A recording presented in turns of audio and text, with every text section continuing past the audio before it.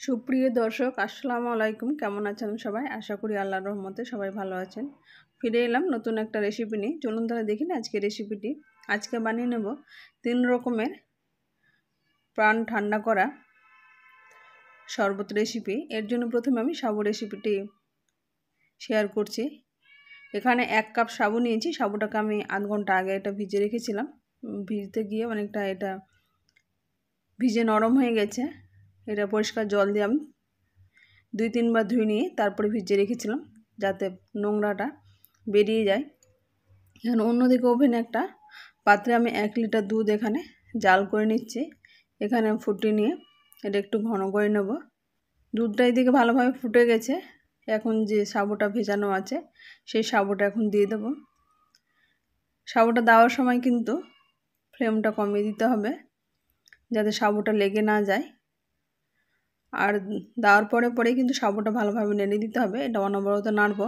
এটা নাড়তে গিয়ে এখন কিন্তু ফুল ফ্লেম করে দেব। ফুল ফ্লেম করে এটা ভালোভাবে ফুটিয়ে নেব। যতক্ষণ না ফুটছে ততক্ষণ এটা ফুল ফ্লেমে ফুটিয়ে নেওয়ার পরে আবার মিডিয়াম ফ্লেম করে দেব যাতে সাবুটা ভালোভাবে সেদ্ধ হতে পারে এবং দুধে ভালোভাবে ভিজতে পারে। এরকমভাবে মোটামুটি আমি 5 মিনিট মতো এটাকে সেদ্ধ করে নিলাম। সেদ্ধ ভালোভাবে হয়ে গেছে। একটা আঙুলের সাহায্যে আমি দেখে বোঝাচ্ছি সেদ্ধ হয়ে গেছে, যেহেতু এটা আমার আগে থেকে ভেজানো আছে বলে আরও রান্নাটা তাড়াতাড়ি হয়ে যায়। আর এখন দিয়ে দেবো চিনি। এখানে শরবত যেহেতু হবে তাই একটু মিষ্টি পরিমাণটা বেশি করছি, আপনারা নিজেদের পছন্দ মতো করে নেবেন।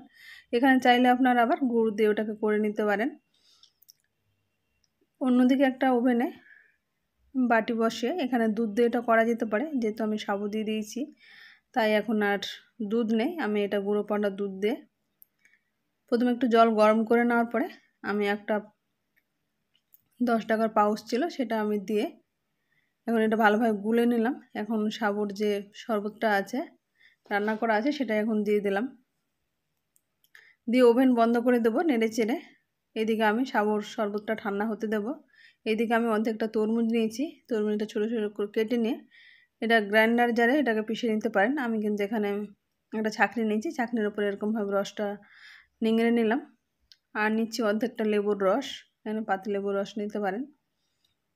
লেবু রসটা দিলে কিন্তু ফ্লেভারটা খুব সুন্দর আসে। আর দিয়ে দিচ্ছি চাট মশলার গুঁড়ো, বিট লবণ।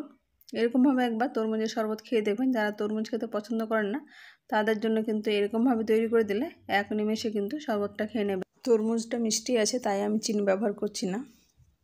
বলে আমি চিনি ব্যবহার করছি না, চাইলে আপনারা এখানে চিনি ব্যবহার করতে পারেন। এইদিকে একটা আমি বেল নিয়েছি। এখন বেলটাকে ফাটিয়ে নিয়ে আমি ভেতরে শাঁসটা বের করে নেব। একটা চামচের সাহায্যে এরকমভাবে বেলে শাঁসটা বের করে নিয়ে এখন এটাকে চটকে চটকে একটু ভালোভাবে জল দিয়ে শরবতটা তৈরি করে নেব। এদিকে সবগুলোই শাঁস বের করা হয়ে গেছে। এখন এখানে নর্মাল জল দিয়ে, চাইলে এখানে ঠান্ডা জল ব্যবহার করতে পারেন। আমি অল্প নর্মাল জল দিয়ে পরে এটা আমি ঠান্ডা জল ব্যবহার করছি।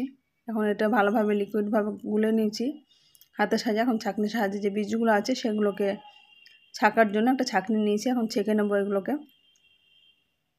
এরকমভাবে ছেঁকে নিলে কিন্তু বেলের শরবত খেতে যারা পছন্দ করে না তারা কিন্তু এক নিমেষে এরকমভাবে খেয়ে নেবে। এখন শরবতটা এরকমভাবে ছেঁকে নেওয়া হয়ে গেছে। এখন একটা সার্ভিং গ্লাসে, এখানে বেলটাও বেশ মিষ্টি আছে তাই আমি এখানে কোনো চিনি ব্যবহার করছি না। চাইলে আপনারা এখানে চিনি কিংবা গুড় ব্যবহার করতে পারেন। এইদিকে যে সাবু আমি রান্না করে রেখেছিলাম সেই সাবুটাতে এখানে খেজুর, কাজু, আমন্ড বাদাম এগুলো ভিজিয়ে রেখেছি আধ ঘন্টা আগে, সেটা পিষে এখন এখানে মিশিয়ে নিচ্ছি। খাওয়ার সময় কিন্তু অবশ্যই বরফটা মিশিয়ে নিতে হবে, তাহলে ঠান্ডা ঠান্ডা এরকম গরমের মধ্যে প্রাণ ঠান্ডা করা শরবত খেতে অনেকেই পছন্দ করেন। এরকমভাবে তৈরি করে দেখবেন। কেমন লাগলো রেসিপিটি অবশ্যই কমেন্ট বক্সে কমেন্ট করবেন। আমার চ্যানেল নতুন বন্ধু হয়ে থাকেন তাহলে সাবস্ক্রাইব করে পাশে থাকা অনুরোধ রইল, পাশে থাকা বেল আইকনটি প্রেস করে দেবেন। তাহলে যখনই কোনো ভিডিও আপলোড দেবো সর্বপ্রথম আপনার নোটিফিকেশান পেয়ে যাবেন। আর যারা অলরেডি সাবস্ক্রাইব করে আছেন তাদের অসংখ্য ধন্যবাদ। ফিরে আসছি নতুন কোনো রেসিপি নিয়ে। দেখা হচ্ছে নেক্সট কোনো ভিডিওতে। আসসালামু আলাইকুম, আল্লাহ হাফেজ।